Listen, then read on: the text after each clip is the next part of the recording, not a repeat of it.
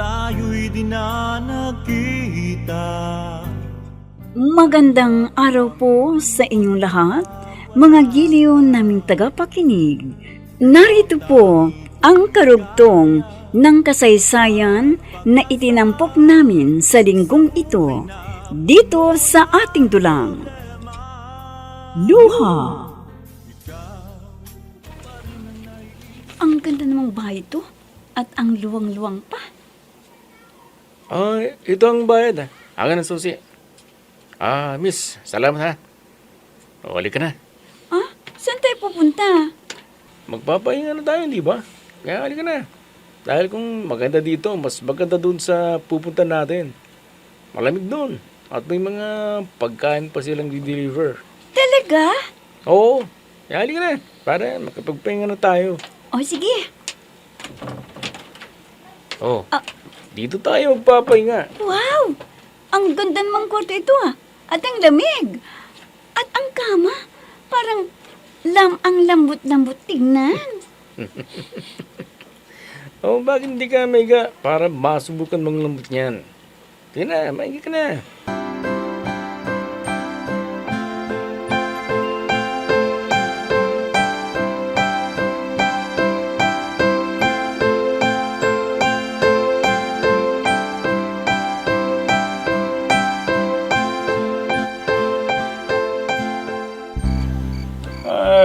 Arman, hindi sa pinagtatabuyan kita pero inaantok na kami ng asawa ko.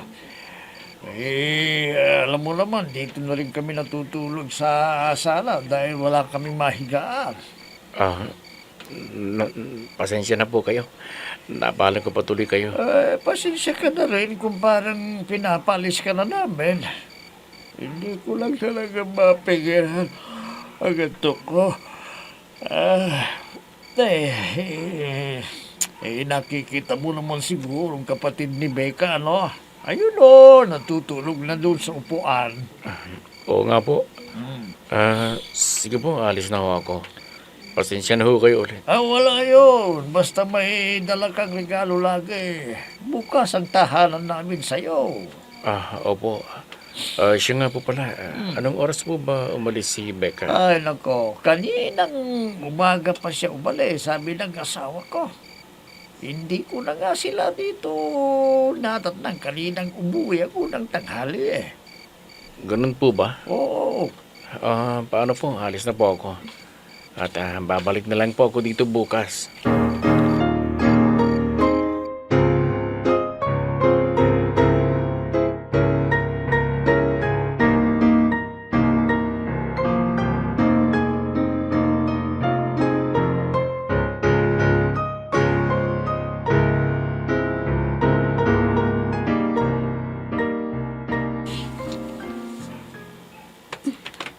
Ang lambot-lambot nitong kama.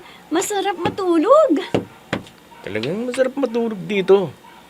Lalo na pag ganitong malamig. Sarap siguro yakapin ka na. Ha? Halika, miga ka. Napakalambot ng kama. Ang lambot-lambot nga ng kama. Hindi tulad sa bahay namin. Ang tigas-tigas ng higaan namin Alam mo, mas masarap mahiga sa ganitong kalambot na higaan. Lalo na pag may kasama ka. Dahil malamig. Kaya payakap nga. Kasi giniginaw na ako Anong ginagawa mo, Baste? Bakit mo ko niyaya ka? Bakit ayaw mo bang ginagawa ko?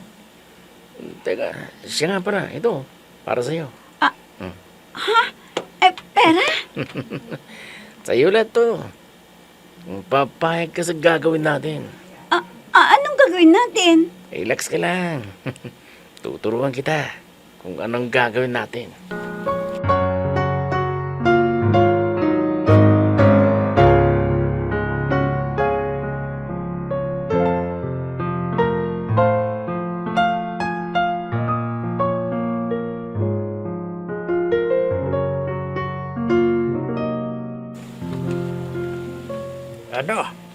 Kakarating lang ng mga anak mo. Oo, at huwag kang maingay. Dahil natutulog pa sila. At siya nga pala, may dala palang arroz caldo si Becca. Kainin na natin habang mainit pa. Kung ng ganito magagawin ng anak mong yan eh. Di wala silang maririnig sa akin na sermon. Ay, teka. Masarap ba yung dala ng anak mong arroz caldo? Oo, masarap. Kompleto nga ang ricados eh. Tinikman mo na ba? Malalaki, oo, malalaki ang kari ng manok. Kaya ang sarap-sarap. May pera ba si Becca kung ganon? Siya Doon daw bumili kasi ng sa party arroz caldo? na dinaluhan. Oh. Reunion pala nilang magkaklase. Dumating daw kasi yung kaklase nila na nag-abroad. Kaya binigyan sila ng pasalubong at konting pera. Kaya ito, nakabili ang anak mo ng arroz caldo. Di mabuti kung ganon. Alam mo kung ano ang gusto ko. Gusto ko mayaman ang mapapangasawa ng anak mo para maiahon tayo sa hirap. Dahil sawang-sawa na ako sa hirap ng buhay.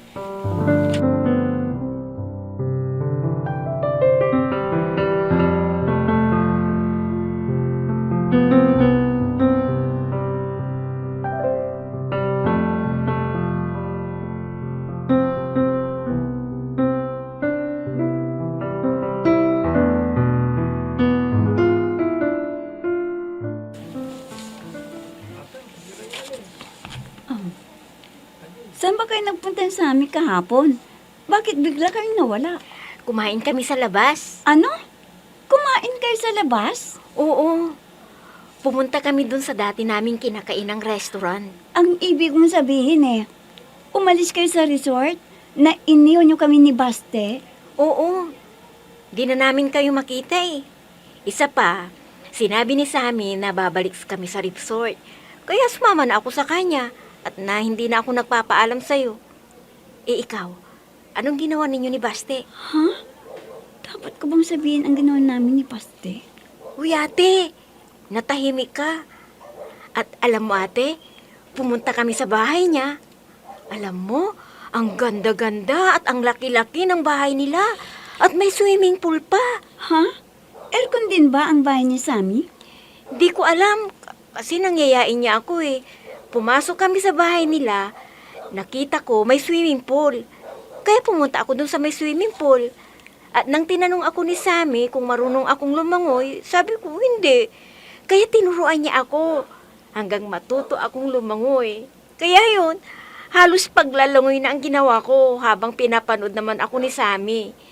At nang niyaya niya akong pumasok sa loob ng bahay, tamang-tama naman na nag-text ka na pinapauwi mo na ako. Kaya yun, umuwi na kami. Sa'yo, anong nangyari sa inyo ni Baste? Ha? Oo naman. Naglakad-lakad kami ni Baste. Kaya nalibot namin ang buong resort. Kala ko kung ano nang nangyari sa inyo ni Baste. Alam mo ate, may sinabi sa akin si Sammy. Na ano? Gusto niya akong sumama sa bahay nila ulit. Kung gusto mo sumama, sama ka.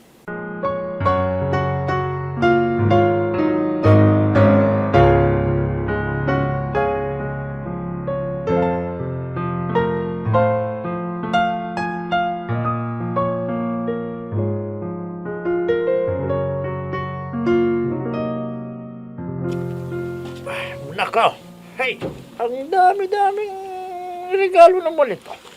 Oh, para sa anak ko ba lahat ito, ha? Hindi ho. Tigdadalawa ho kayong lahat. Yung kay Becca lang ang 3. Ano ba itong dala nitong bisita mo, ha, Becca? Buksan nyo na lang po, inay, para makita niyo kung anong regalo ni Baste sa inyo. Wow! Ang ganda namang damit ito. At, teka, ano na ba nitong isa? Buksan ho ninyo. Oh, sandal! At ang ganda-ganda nito. Ganda-ganda. Bagay na bagay sa akin. Ito rin sa akin, oh. Ang ganda-ganda ng sapatos ito, ha? Talaga bang para sa akin ito, ha, Baste? Opo. Para po sa inyo lahat yan. Oh, sukat ko nga. Ang bagay sa ating dalawa. Iba talaga ang Ay, buwan. may Nasa paglakad na abot ng tayo. buwan, oh. Ang dami-dami mong pera, oh. Hey!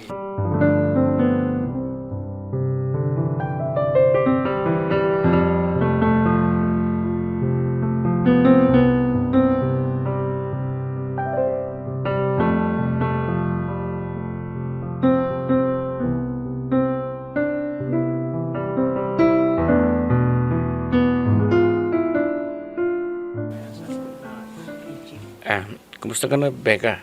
Galing ko dito ng isang araw pero wala raw kayo ng kapatid mo. Saan ba kayo nagpunta? Bakit hindi niyo naman ako sinama? At bakit ka namin sasama? May magagastos ka ba? At pwede ba? Huwag kang magtanong-tanong. Anong pakialam mo kung saan ako nagpunta? Hindi naman kita kaano-ano para ipaalam ko kung saan ako pupunta. Sakit mo namang magsalita. Kung nasasaktan ka sa sinabi ko, di, huwag ka nang pumunta dito. Hindi naman kita niyayayang pumunta dito Isa pa, para makahanap ka na ng ibang liligawan mo. Oh, ano bang ginagawa mo? Umalis ka na. Dahil wala akong panahon sa iyo. Oh, Herman! Ay, narinito ka pa pala. Abay, akala ko umalis ka na. Oh? Hindi pa ba nasasabi sa'yo ni Becca na may lubyo na siya? Wala pa ho siyang nasasabi sa akin. Pero nasasaksihan ko ngayon. Maliwanag na sa akin ang lahat. Sige po, Mang Goryo. Magpapaalam na po ako. Ay, siya nga pala, sandali. Huwag kang dumaan dyan sa harap, ha? Baka makita ka ni Baste, mabulilyaso pang plano ko para sa aming lahat. Nag-iisa ka lang.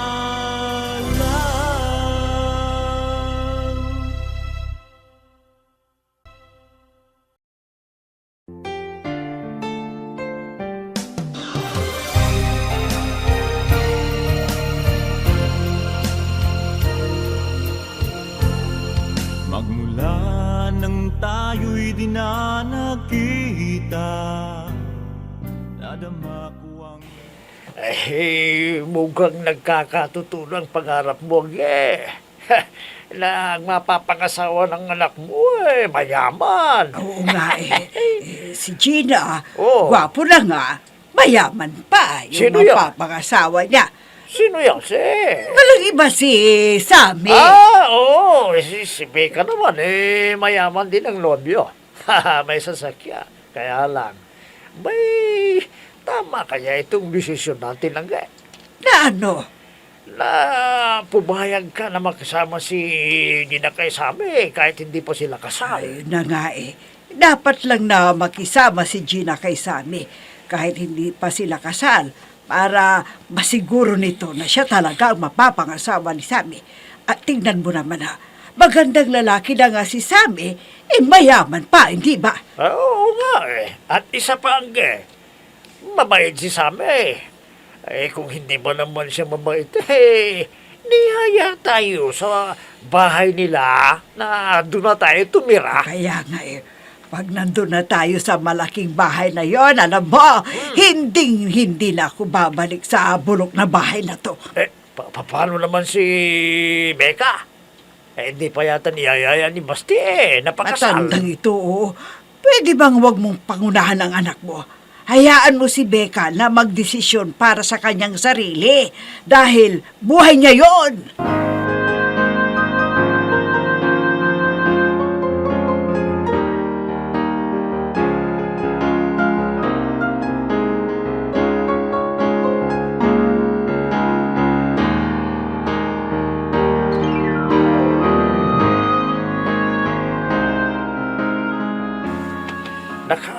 Ay, ang ganda-ganda talaga ng bahay ni Sammy, ano? Oo nga at ang luwang pakamo. Oo, tignan mo.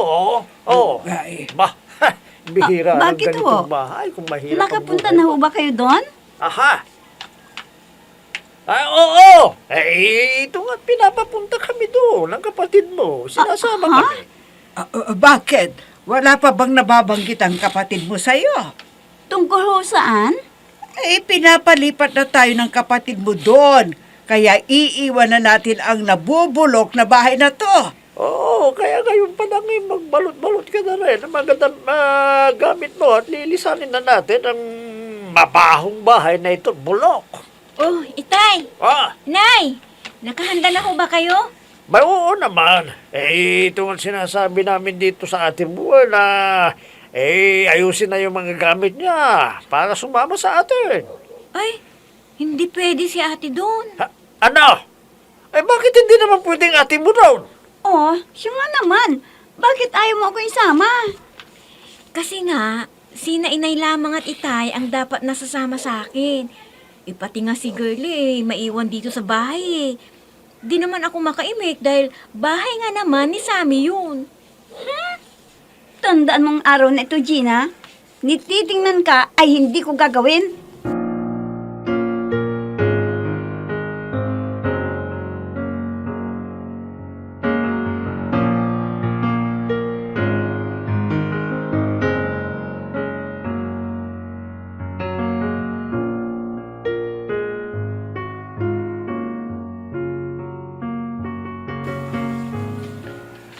Ay, wala ka ba talagang kasama sa bahay na ito, ha, Sami?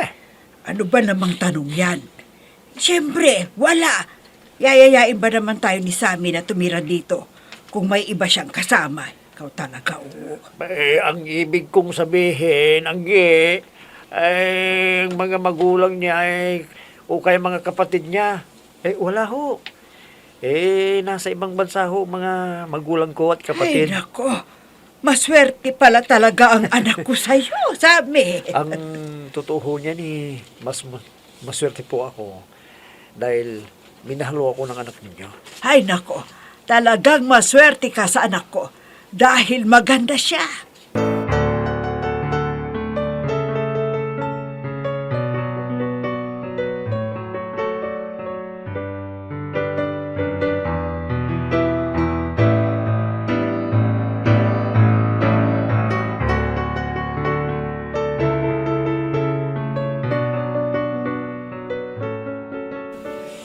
Oh, anak, hindi ka na ba talaga mapipigilan sa gagawin mo? Mama, ano bang gagawin ko dito?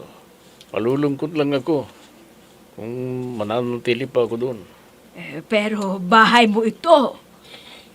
Ibenta niyo na ho ito, ma. Anuhin ko ang napakalaking bahay nito kung maraming masasakit na alaala ang dulot sa akin. Ay, ikaw, kung yan ang makapagpapalubag sa'yo, di sige. Hayaan mo at hahanap ako ng buyer nitong bahay mo. Sa bagay, umuwi ka lang dito kung gusto mo. Ikaw naman ang magmamana eh.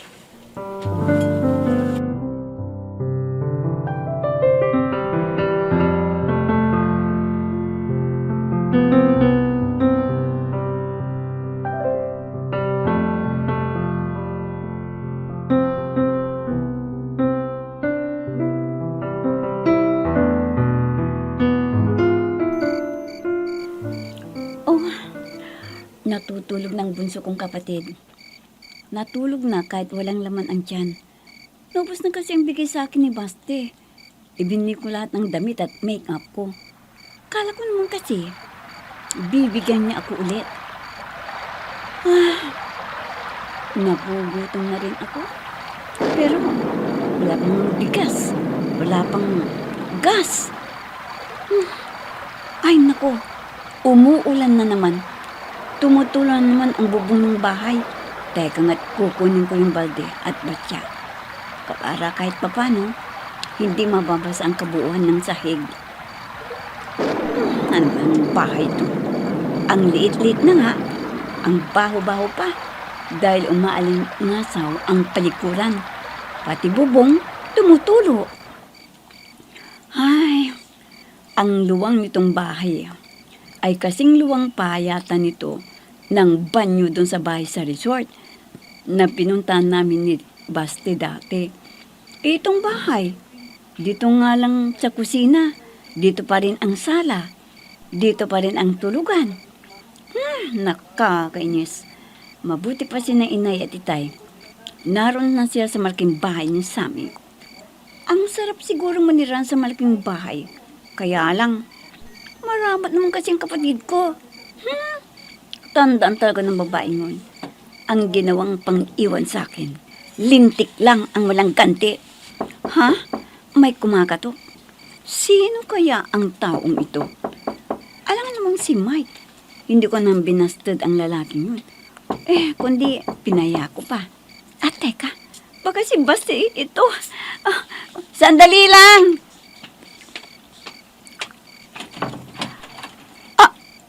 Ikaw?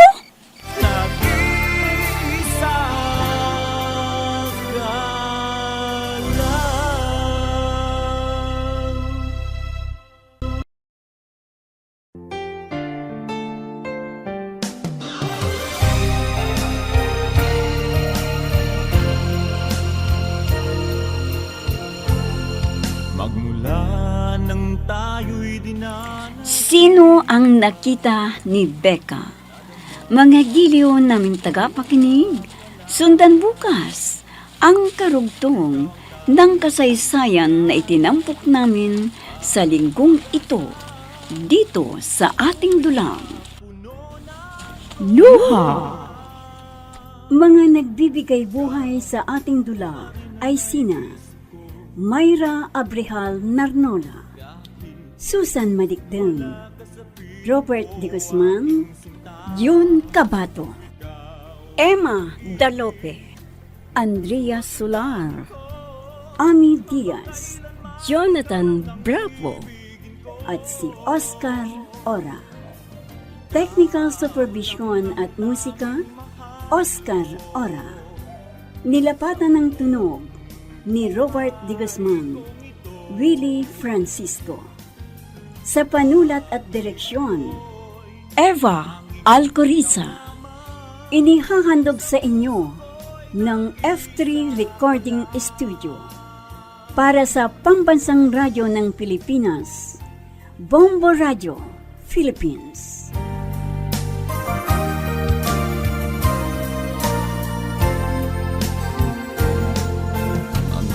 Alaala nating di malilimutan, kay sarap ng ating suyuan. Lagi kong natatandaan, maligayang araw nating nagdaan.